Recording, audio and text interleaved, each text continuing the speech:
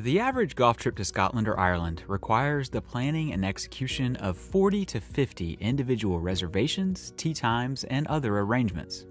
With that comes plenty of opportunities for stress to creep in and attempt to take hold of your trip.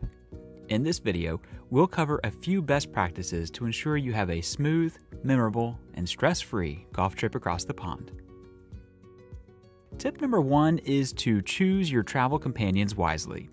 Nothing will add stress to your golf trip more efficiently than friction within your group. Although it might seem like a straightforward decision, sometimes invitations manage to find their way to someone capable of draining the life out of your trip. For everyone's sake, be selective with your invites.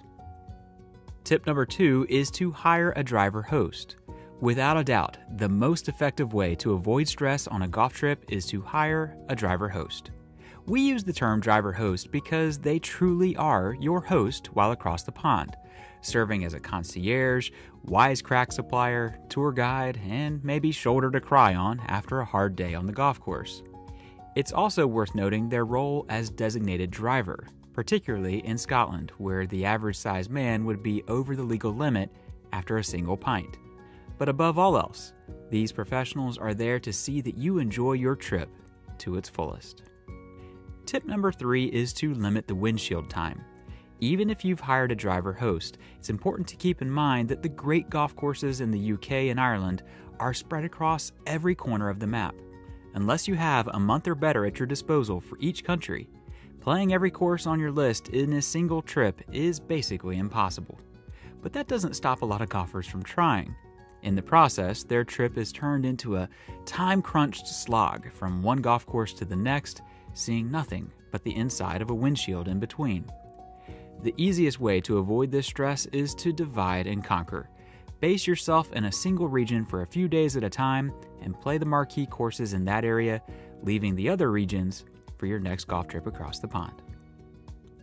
Tip number 4 is to ship your golf clubs. Air travel is stressful enough these days, let alone doing so with one of your most prized possessions. To make this part of the trip just a little easier, many of the H&B travelers ship their golf clubs across the pond with luggage forward.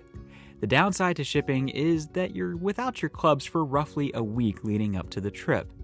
But the benefits and added peace of mind far outweigh the extra practice time at home. Tip number 5 is to play 36 holes sparingly. The long hours of daylight and the pleasant temperatures during the summer make 36-hole days rather easy across the pond. But it's also easy to overdo it. To cut down on some stress to both the mind and body, we suggest limiting the number of 36-hole days on your itinerary.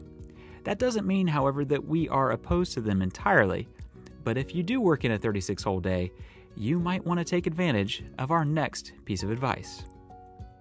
Tip number 6 is to take a day off of golf. Most people will play more rounds during a typical week-long golf vacation than they might in 2 months back home. Our suggestion is to plan a day off the golf course entirely in the middle of your trip. Your body and mind will both appreciate the chance to rest and recharge. Perhaps most importantly, it will give you some free time to explore the famous sights of your destination. And as an added bonus, there's also a good chance your golf game will improve after the day off as well. Tip number 7 is to ask the concierge. A common mistake many travelers make in planning their golf trip is putting nearly 100% of their efforts into golf, but not much else. The good life, as we call it, is an equally important part of any overseas expedition, and oftentimes delivers some of its most lasting memories. To this end, the H&B Concierge is at the disposal of our travelers. From dinner reservations and sightseeing tips to private whiskey tastings and personal chefs, when it comes to the good life, the H&B Concierge is here to ensure that no stone is left unturned. Tip number 8 is to prepare your game. Even if you're in good form, links golf is a very different type of game. We suggest practicing how to play links golf shots before your trip. Bump and runs, keeping the ball low in the wind, and long lag putts would be a good place to start. Your scorecards and your stress level will both appreciate it. Tip number 9 is to take a caddy. For many, the first experience with link-style golf is something of a culture shock.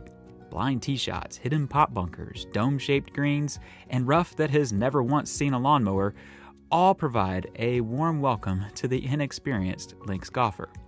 And then there's the weather. Even seasoned travelers and jaded professionals can find adjusting to all of these conditions to be a challenge. Thankfully, most clubs have a caddy program of some form to help ease the transition. If given the choice between going it alone or having an experienced local in the bag, we choose the latter every single time. Last but not least, tip number 10 is to call the bat phone. Over the years, we've observed one rule of travel that has always remained constant. Stuff happens. Our bat phone is on call 24/7 for those stressful moments, big or small, that may pop up along the way. A good way for you to avoid stress during your trip? Simply don't leave home without it. So that's 10 tips for a stress-free golf trip to Scotland and Ireland. The title of this video aside, stressful moments both on and off the golf course are all but inevitable on overseas golf trips. For those, there's one tip that rises above them all. Be in every moment, every shot, and don't sweat the small stuff.